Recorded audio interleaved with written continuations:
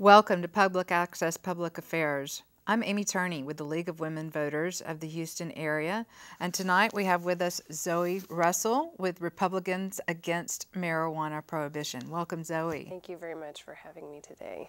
Thank you for coming tonight on such short notice. Absolutely. So, tell me a little bit about your organization. Sure, I will tell you. We were founded in 2012 by Bob and Ann Lee, and they are very well known in Republican circles in Harris County. Ann is 85 and Bob is 90, and they've just been in Houston GOP circles for years and years, since Goldwater. And so they, in 1990, their son had a workplace accident. They have 5 sons, and one of them had a very serious workplace accident that put him in a wheelchair as a paraplegic. And at that time, he went to the hospital library and researched about marijuana for muscle spasticity, and he started using it himself and told his parents that marijuana is medicine for me. And it was the opposite of what Ann Lee expected or wanted to hear. Both Ann and Bob had believed everything that the government had told them about marijuana, that it has no medicinal use whatsoever, and it's addictive and dangerous. But they believed their son, and they listened to him and researched on their own and came to the conclusion that marijuana was medicine and that he was a stand-up guy, and why should he be thrown in jail for using something that helped him.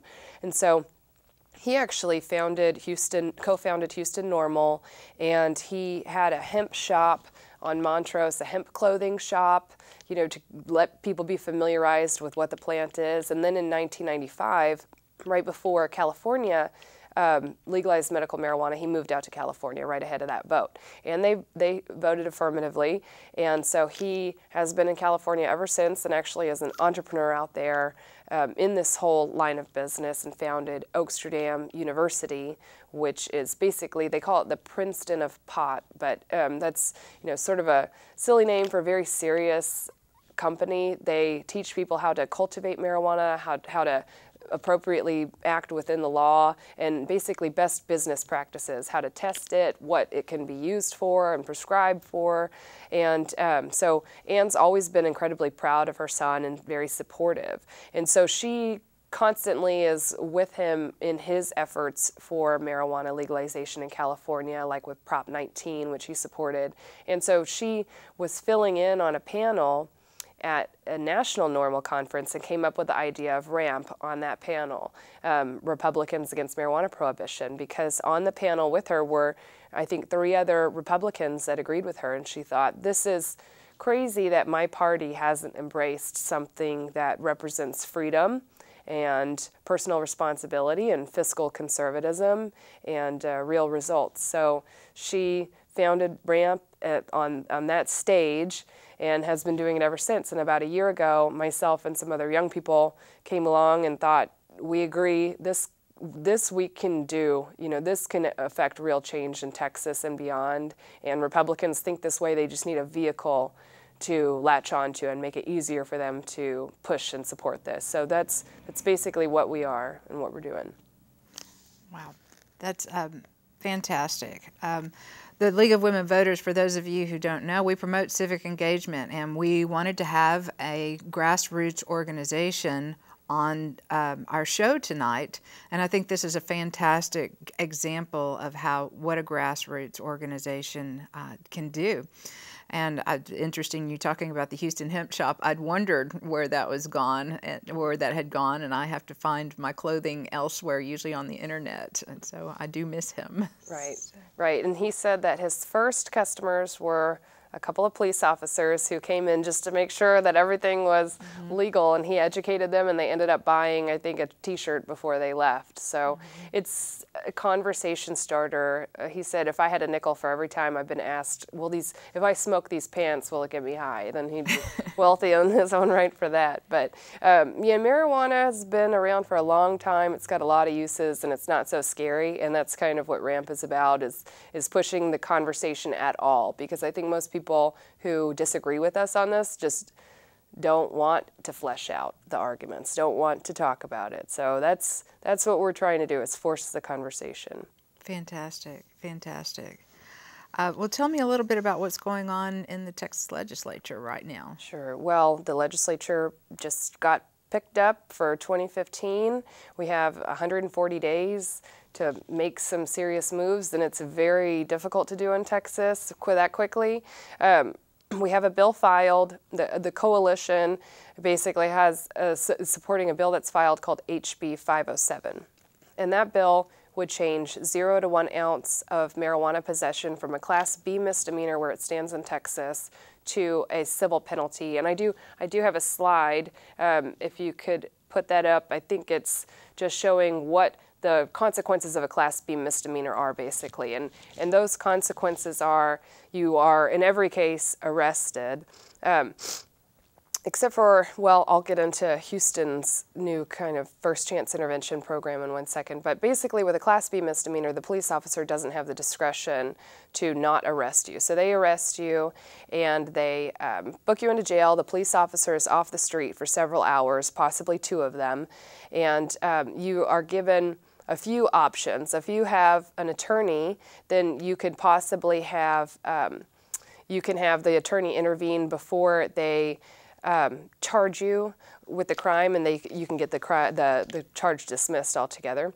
And if you don't have an attorney, then you're more likely to come on the side of probation, deferred adjudication, or straight conviction. And the straight conviction is the most serious. You can go to jail for up to 6 months.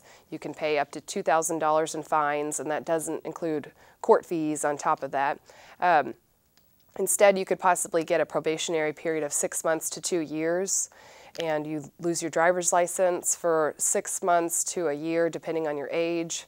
And on top of all of that, you have a drug conviction now. And so we all know that a drug conviction can seriously harm your employment and your housing opportunities. The federal government will no longer give you financial student aid. So it's not a pleasant thing to have, and we feel like you can see the last 3 presidents had substance abuse or substance use issues in their past, but they don't have that criminal record.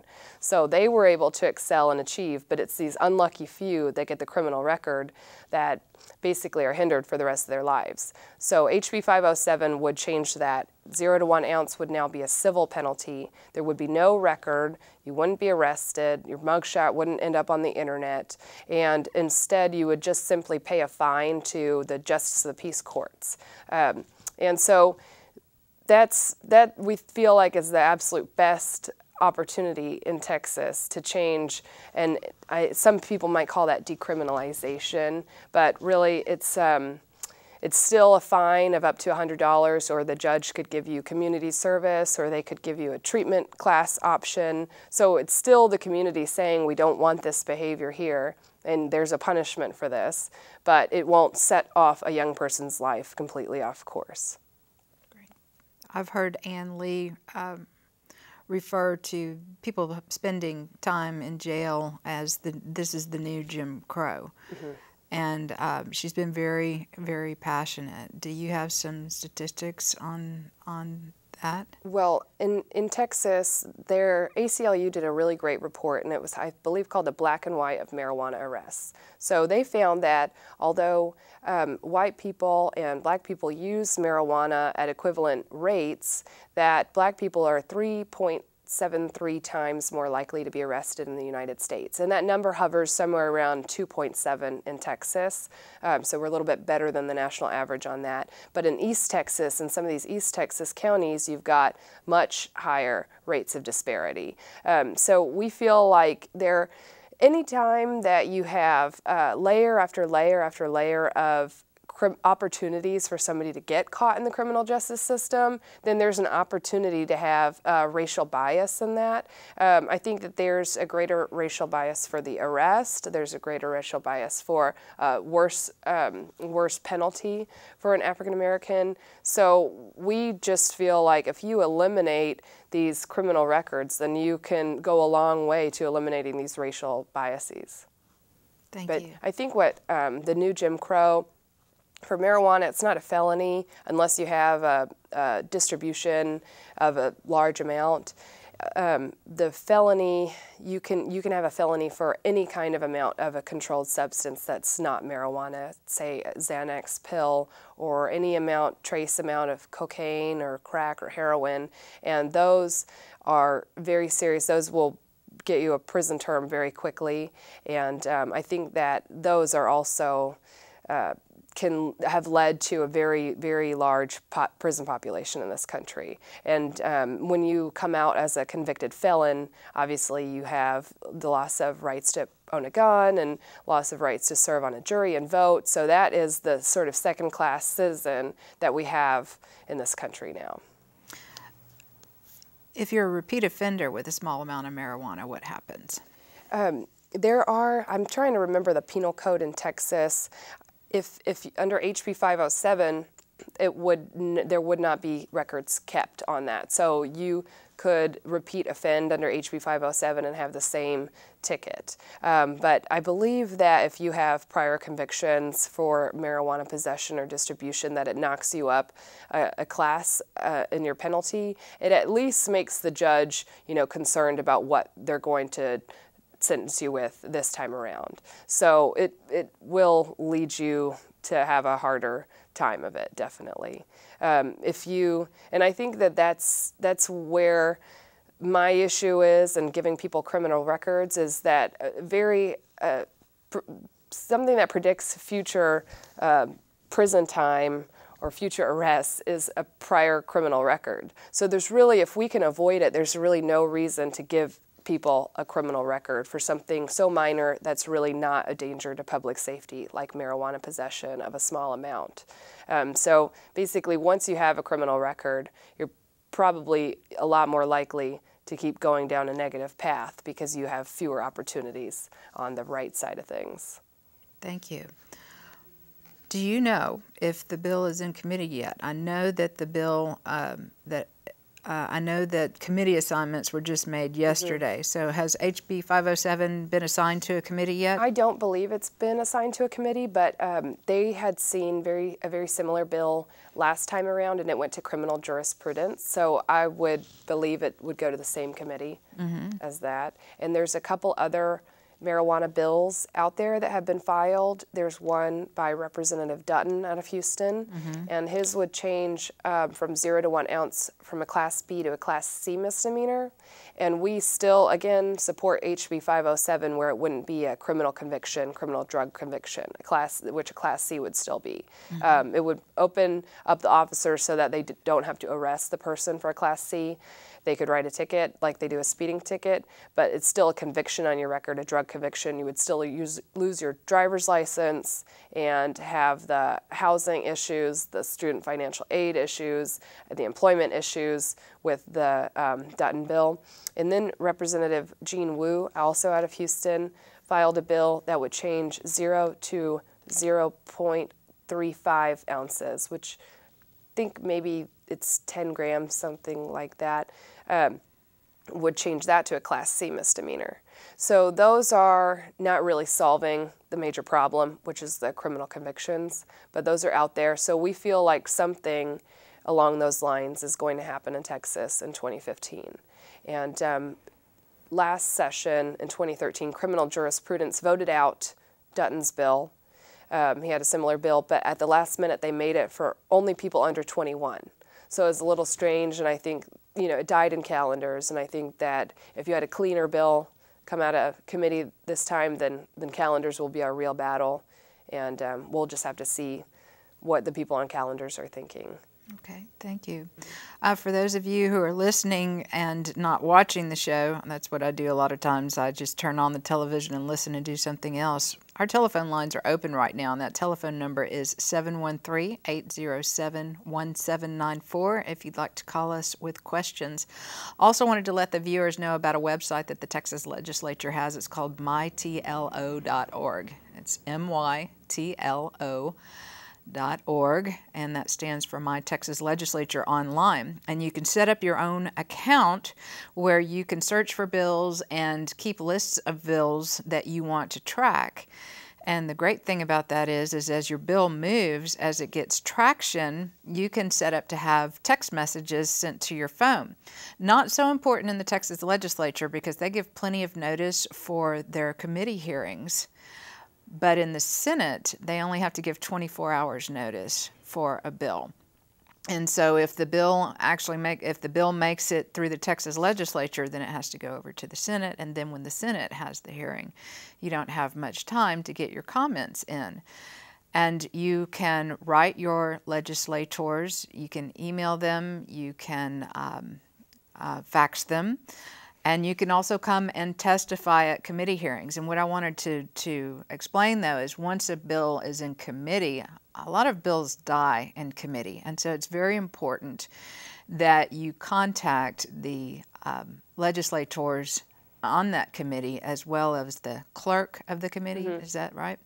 So that they can get your comments, even if you can't come to Austin to testify. And this would be to testify in favor or against the bill if you're against the bill. We do have a caller holding, so let's take a call. Hi there. I was wondering if maybe Zoe could give us an idea of like how much a gram is for people that aren't familiar. Like kind of a relational idea, maybe equivalency of alcohol. Oh, I'm actually not the person to ask on this. I get this question, and I should go to Whole Foods and measure it out or something. But I think, in my mind, the numbers are pretty arbitrary.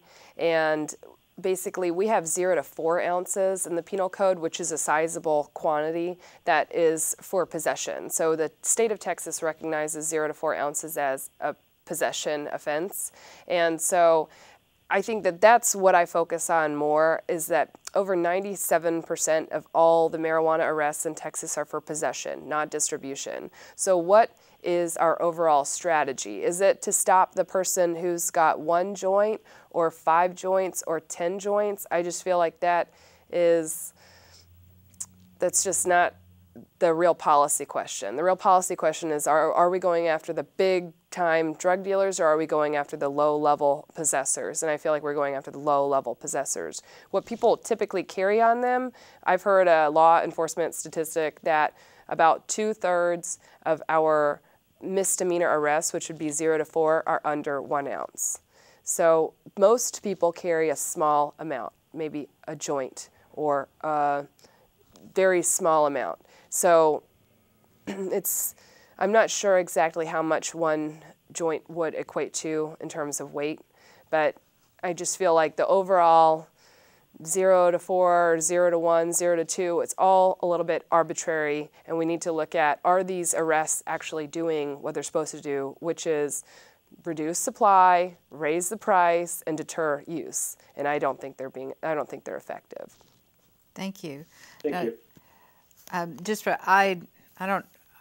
I wouldn't know about marijuana, but I have a nutrition degree, or not degree, but I studied nutrition, and we weighed our food, and you're looking at the palm of your hand is about 4 ounces. Anything about the size of your palm of your hand, or maybe a deck of cards, is about 4 ounces. Good to know. So, okay, is the caller still on the line? No, okay. So Republicans against marijuana prohibition, are they throughout Texas, or is it just primarily a Houston organization? Our strongest base is definitely in Houston, but we have members all throughout Texas. I think our weakest spot in the state is in Southwest Texas, and we'd love to do something out there to try and drum up more support. But we definitely have members all throughout Texas, even out in El Paso. And our strongest base is in Houston because our most active board members are in Houston, and we're ingrained in the Republican Party here. And we know just from conversations with all of our friends and acquaintances who supports us and who doesn't. So we can sort of ferret them out and twist their arms and get them to care about this issue. A lot of Republicans tell us this isn't my priority, and I completely understand. I don't think that marijuana possession arrests are as scary as maybe the national debt, for example. I think that that's a huge, important priority to have. So what RAMP is trying to do is make it easier and show people this is, here's what we're asking you to do. 1, 2, 3 different things. Go to meet with your state rep one time, talk about all your priorities, and then add this on and ask their opinion on this and let them know that you also care about marijuana arrests, because it's actually a pretty huge issue. 5% of all the arrests that take place in Texas are marijuana possession arrests under an ounce. That's with my judgment of the statistics and using that 2/3 estimate, about 5% of all the arrests in Texas are marijuana arrests under an ounce. So it's a pretty huge issue. It is a priority. And so we basically want to make it easy and find those Republicans who might be scared to be very public about this topic, and show them the small steps that they can do to show their legislator that they do care about it. Yeah. And I think a lot of people don't know that Republicans, that there are Republicans, like you said, that are in favor of this. And I remember back in 2004, the cover of National Review had a big marijuana leaf on it, and they had Nathan, and I can't remember his last name right now. But he is the executive director of a national organization that promotes the decriminalization of marijuana. And there was not only was the marijuana leaf on the cover, William Buckley had an editorial as well. And then for those of you who don't know, I subscribe to the Baker Institute's email updates, and I have attended three events in the last year on the topic of marijuana, and none of those events were saying that we should not be decriminalizing marijuana. Also, for those of you who don't know, you might think it's an odd combination that the League of Women Voters would be inviting Republicans against marijuana prohibition to be on the show, but the League of Women Voters of Texas actually does have a position on marijuana, and you can find that on our website at www.lwvtx.org, and we have actually partnered with a statewide organization that will be lobbying in Texas for things just like what Zoe is speaking about. I believe for the League, their interest is primarily with the legalization of medical marijuana. So can you tell us a little bit? I know at the last presentation I saw at the Baker Institute, Elliot Neistat came and talked about his bill. Can you tell us about how marijuana can benefit people physically? Sure. So just as far as the state goes right now, there's 2 filed bills pertaining to medical marijuana, one in the House and Senate, a joint bill, and Elliot Neistat's just solo in the House. Elliot Neistat's would make it so that if you go to trial and you can prove that you're using the marijuana you were possessing for medicinal reasons, then you have an affirmative defense at your trial. So that would be great, except for people would still have to go to trial, hire a lawyer, be arrested, and all of those things, and prove to the jury that they have a medical need, and that's asking a lot, I think, of medical patients. It doesn't allow them a lot of protection on the front end. And so the other bill that's filed is the Texas Compassionate Use Act, and that was filed in the House and Senate by Senator Eltife and Representative Stephanie Click. And we are supportive of that bill to a point. It is solely for people with intractable epilepsy, and they could only access CBD-only marijuana. And for anyone that doesn't know about marijuana, CBD is the chemical compound that does not have psychoactive properties. The psychoactive compound within marijuana is THC, tetrahydrocannabidiol, and CBD is cannabidiol. And so they are promoting that as the marijuana that won't get you high and only for epilepsy. And so we feel like that's far too limiting, and we don't, when you look across the other states that have done that same type of model, they haven't been successful. The full medical marijuana programs are successful. And the kind of people that can benefit are those with the qualifying conditions in our bill, which are cancer, glaucoma, HIV/AIDS, muscular sclerosis, and, multiple sclerosis, and intractable epilepsy and other seizure disorders.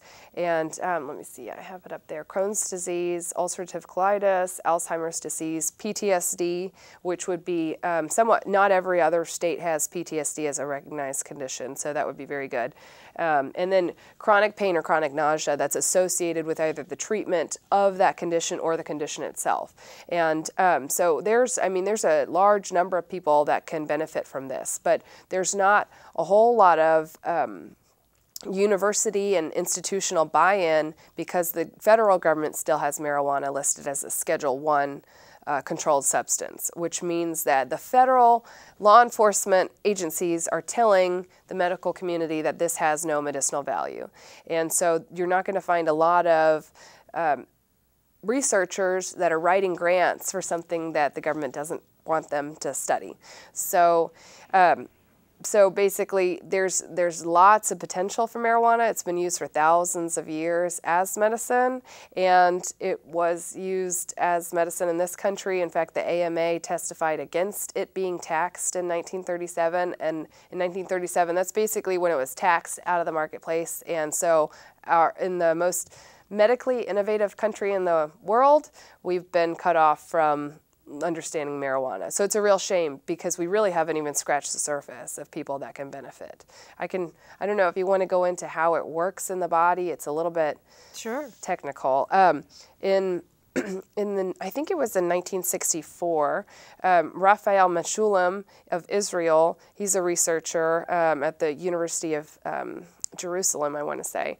He discovered THC, and he identified THC as the active compound in marijuana, and then he went on with NIH grants. So our own government, the U.S. taxpayers, funded to the tune of about $150,000 for 40 years the research of Raphael Mechoulam in Israel, learning about the benefits of marijuana. So he showed that THC can help people suffering through cancer have an appetite and depress their nausea. And he also showed that CBD, the cannabidiol, can be helpful as a neuroprotectant. And it was really his research that stemmed the understanding of what we now call the endocannabinoid system. And that system exists in every single animal and human, and every person has it. I believe even insects have it. And so they call it endocannabinoid because they discovered it while they were researching cannabis. So the endocannabinoid system is basically a system of receptors, cell receptors throughout your body, and they're heavy in your digestive system and they're heavy in your brain.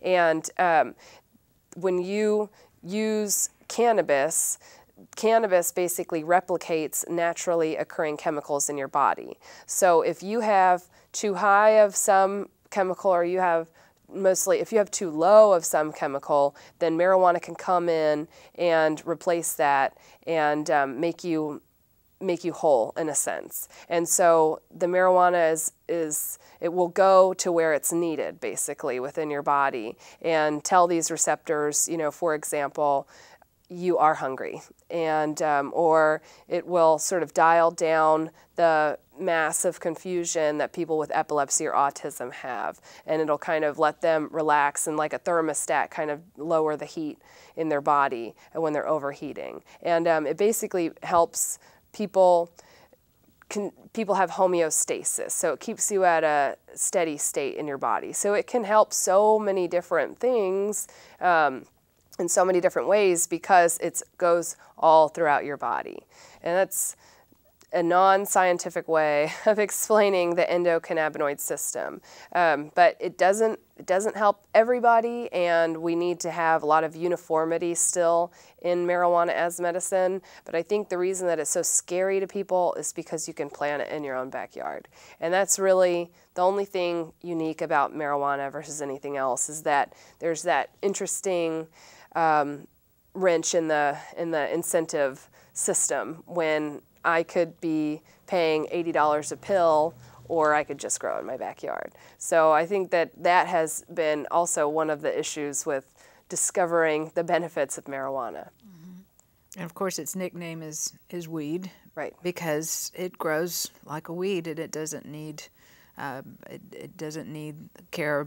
Like, for instance, trying to grow tomatoes in Houston right now, it wouldn't be very easy. But it's my understanding that there's not any problem. Well, I talked to a dispensary owner or a CEO of a company that's looking to build a dispensary in Florida, and he said that in Texas it's very humid and we'd have to rework our greenhouses, and that if you're growing it as a medicine, then you probably do want to have very strict control over the environment. And in a large system, it would be a pretty hefty investment. And so that's why we feel like if we're going to welcome this to Texas, we need to allow all the patient groups to have access to it. You need to have a robust market of patients so that companies will want to come in and make those investments and see that there is enough of a market for them to do that. And then they can grow these different strains. And I see down the line, whenever the federal government wakes up and takes this out of Schedule I status, that you'll have FDA processes for people who like to take the pill form and have FDA-approved drugs. And then you'll have sort of a dietary supplement route on the other end for people who don't need that FDA stamp of approval but want less expensive medicine maybe. So I think that there's lots of potential for marijuana to be picked apart and done in lots of different ways by lots of different companies if we could only get that Schedule I removed. Well, and speaking of Schedule I, interesting that hydrocodone has just been put in Schedule I. Is that correct? It's been moved up. I'm not sure if it's 1 or from 3 to 2.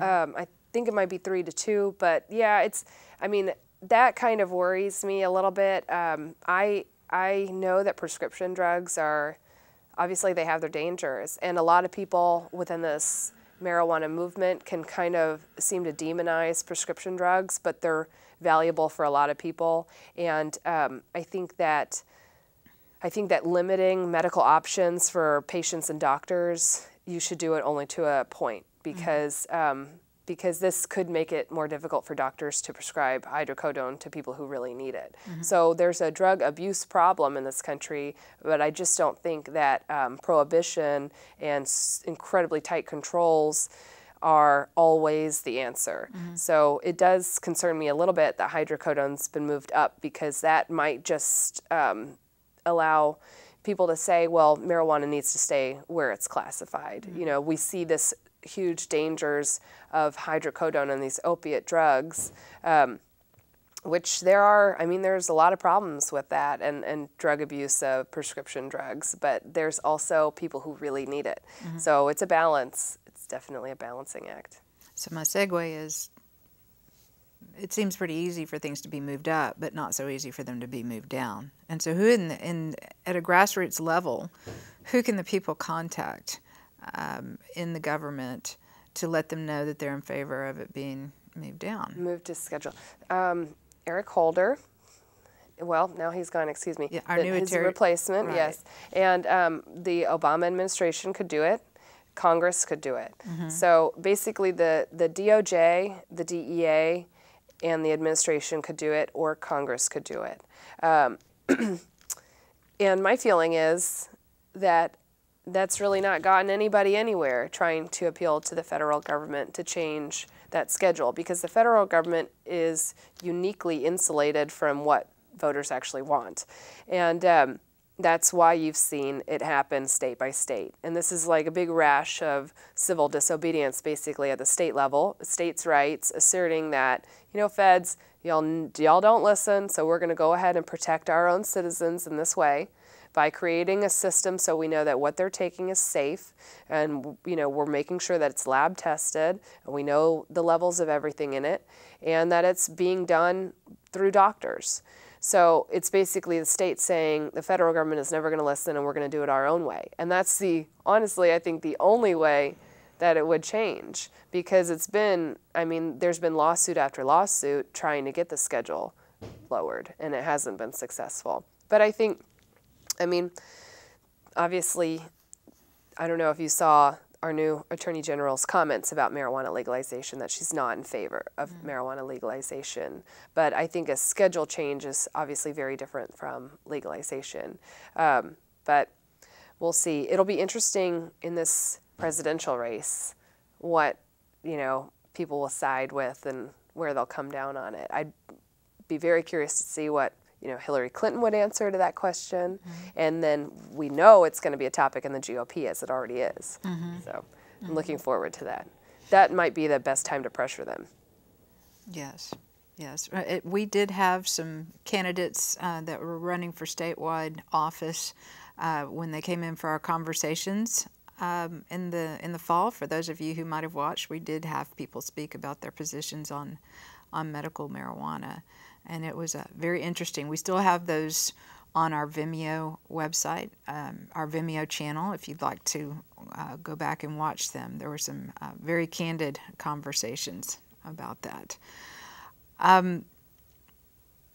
What are next steps after the session is over?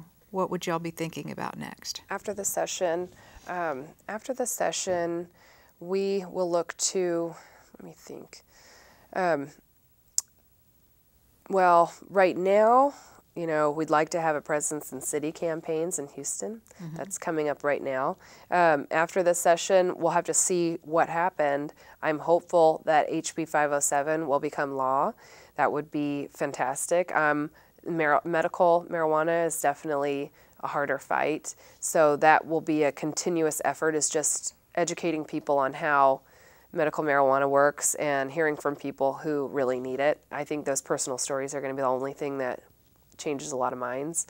And then you look toward campaigns coming up. So basically, we're just going to be nonstop, still trying to network within the Republican Party, going to think tanks, going to conferences, meeting people, going to events, and talking to people who are looking to campaign, and then possibly find friendly candidates that we support and back. We are not a PAC, so we can't make campaign donations or anything along those lines, but we might form one of those in the future and see if we can't help get somebody elected who would be a solid person on this issue.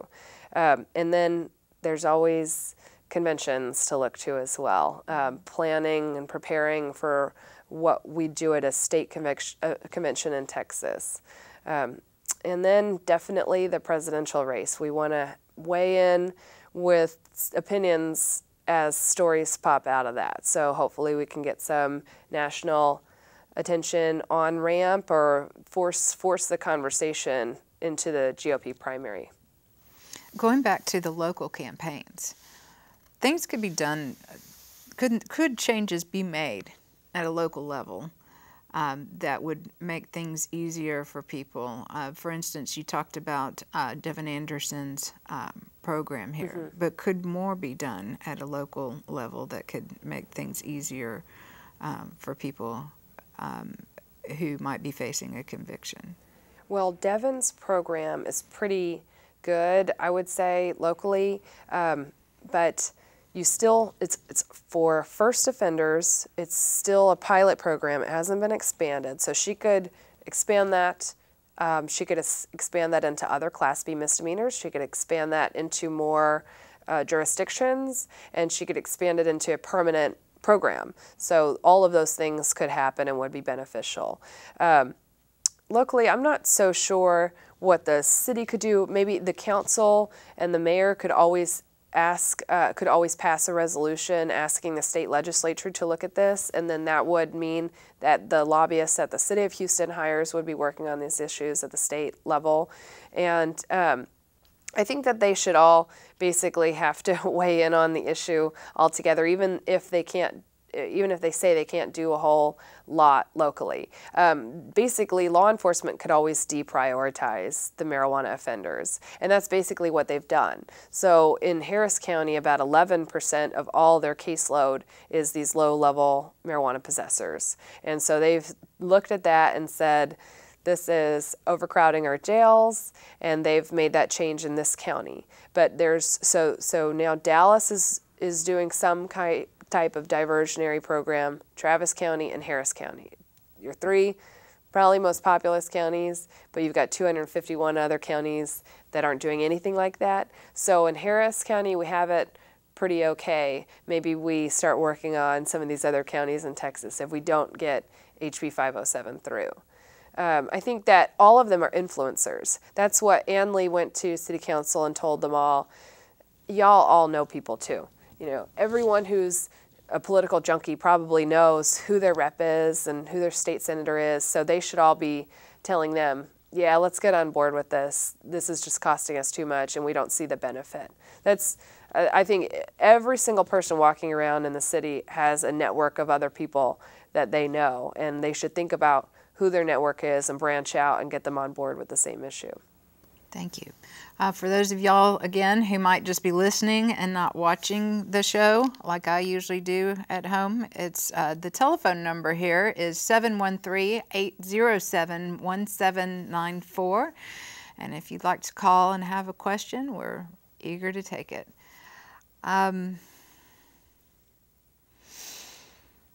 You know, we were talking earlier before the show started about our Senate district conventions. Mm-hmm. And I happen to live in Bob and Ann Lee's Senate district, and I think we're just maybe a precinct away from each other diagonally.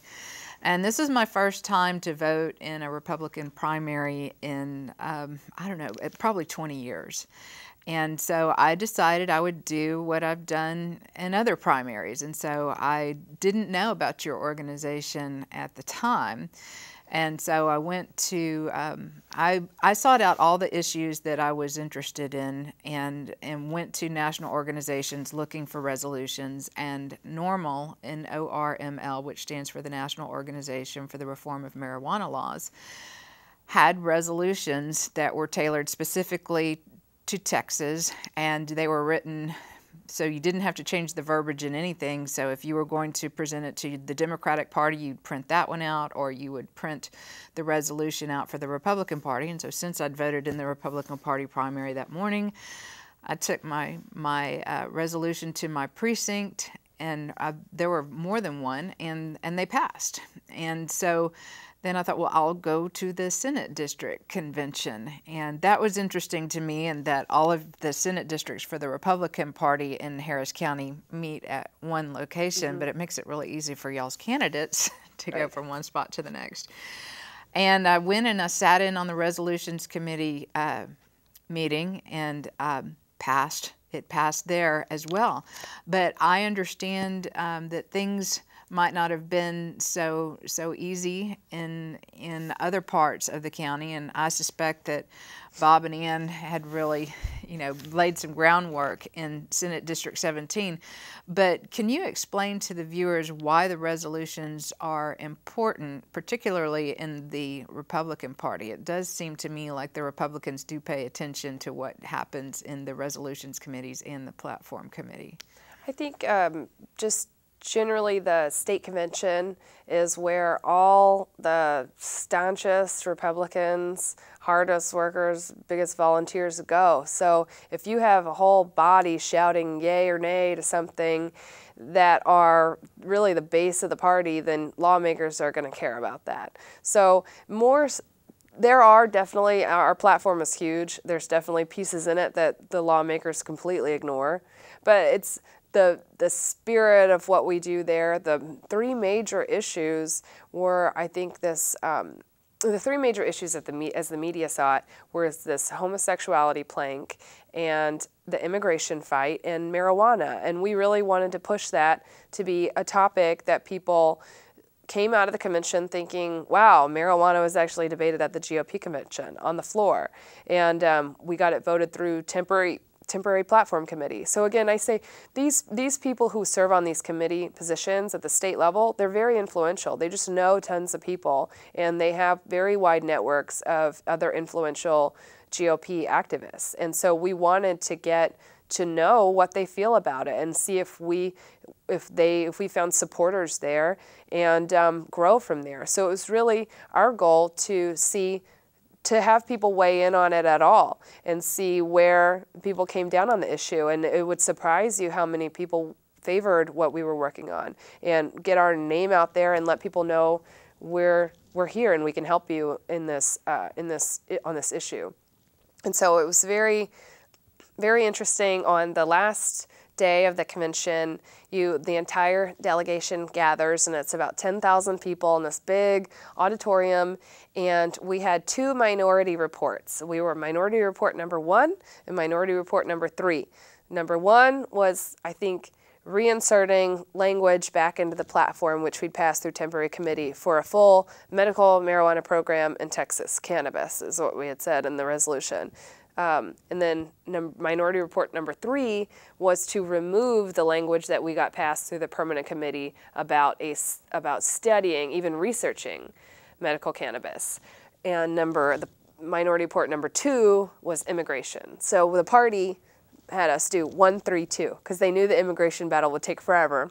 So let's just go ahead and kill these first 2 resolutions quickly, and then we'll go on to immigration. We know that's going to take several hours, and at that point people are going to filter out of the room and leave. So we feel like if we had done 1, 2, 3 in order, that 3 would have stood a much better chance with the people who stayed in the room after the whole immigration talk. But they did the way they did, and it didn't surprise us. You always have to be ready for kind of tricky things like that. But so we lost the resolution, argued it in front of the whole delegation and spoke. We had a lovely doctor out of Galveston speak in favor, and that one failed for a full medical cannabis program being in our platform. And then we had the discussion over research, and I was able to speak, and I can't remember who else we had ready to go at the microphones to speak on that. And that one lost, but it lost closely. It lost where everyone had to stand up and sit down, and not just from a voice vote. And so you can tell that it was split really nearly 50-50 in the Republican Party of should medical marijuana at least be researched. And I mean, I find it hilarious that 50% would say, no, don't let doctors and the best medical industry in the world in Houston, Texas, research a plant. Don't let that happen. But 50% stood up in favor of it. And that's what we wanted to see. We wanted to just poll, in our own way, a rough poll of what the base of the GOP felt in Texas. And we came out of it feeling great. We felt like we got this further than we ever dreamed that we could really get it at that state level. So it made us very excited, and now whenever we talk to lawmakers, we say, were you at the state convention? Were you there when that came up? And did you see that it got through temporary committee? And that really does mean something, because those people kind of all act as gatekeepers. So it's not the easiest thing to pass your resolutions when they're controversial. And so the platform, they post it up at the party online, and you can print it out and take your resolution to your lawmaker and say, like, this is in the Republican platform. So we would have loved to have the word cannabis in the Republican platform. It didn't happen. We're going to see what we can do about it in 2016. But we feel like it's just a great way to sort of poll what that group thinks of it, because you should come with us next time. Come with us in 2016. I know you said you didn't necessarily want to go to the state level, but you got to in 2016. Well, I could come as an observer. I haven't decided. I think I may do the Greens or the Libertarians next time around. I have to spread the love. Right, right. But that is so exciting to get a division of the House, and that does mean that it's very close. That would be the equivalent of having a voice vote in the Texas legislature, which they couldn't do if you've got 10,000 people, so they would have everybody stand up and then they'd kind of guesstimate. And that's very, very exciting that y'all did that. I have not paid attention for the last few years to what the Democratic Party did with that, but I do remember in 2004, it made it into the platform. However, they changed the verbiage, so the word marijuana or THC or cannabis, none of that was in there, but it was very vague to show support for medical marijuana. And then there was a resolution that came through the Resolutions Committee.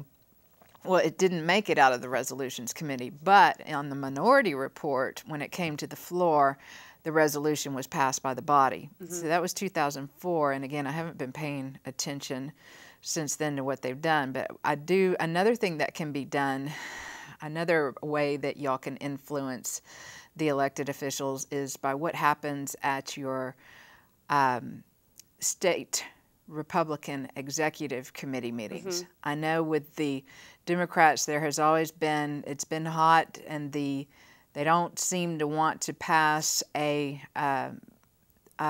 resolution to have this on the ballot during the primary. So when you go to vote for candidates during the primary, there may also be some, is the language resolutions that you would be voting for, which don't mean that you're voting for a law to be passed, but this is something that you would like for your legislators to consider. And so in the Democratic Party, it never has made it to their resolutions, but this is something where the public can go to the state Republican Executive Committee meetings, and they can influence their state Republican Executive Committee members to vote in favor of something like this. You know, we actually, we have one of our board members is on the executive committee at the state level, Bonnie Lugo. She's wonderful. And so what the executive committee of Texas is going to be most concerned about this upcoming meeting is voting on a new chairman, because our current chairman, Steve Ministeri, is stepping down and he's going to work for Rand Paul's campaign. And so it's interesting, you've got 4 people who are out and running right now, and I think 2 of the people are pretty solidly against us, and 2 of the people are favorable to us, I would say.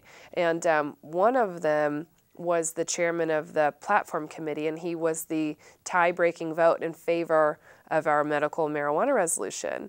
And the other one is a younger guy out of Dallas County, and I think that he's open to basically the big tent ideology, which Steve Ministeri pushed. It's let's welcome people to express their opinions, at the very least. We don't all have to agree.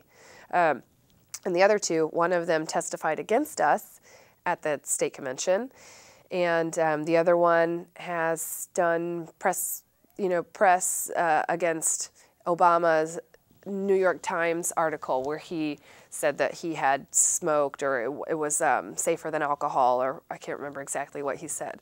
So even in the state chair race, you've got it basically 50-50 open-minded on this issue. So it makes me really encouraged about the GOP that this is, maybe it's a little unspoken, but it's definitely on the minds of a lot of these people.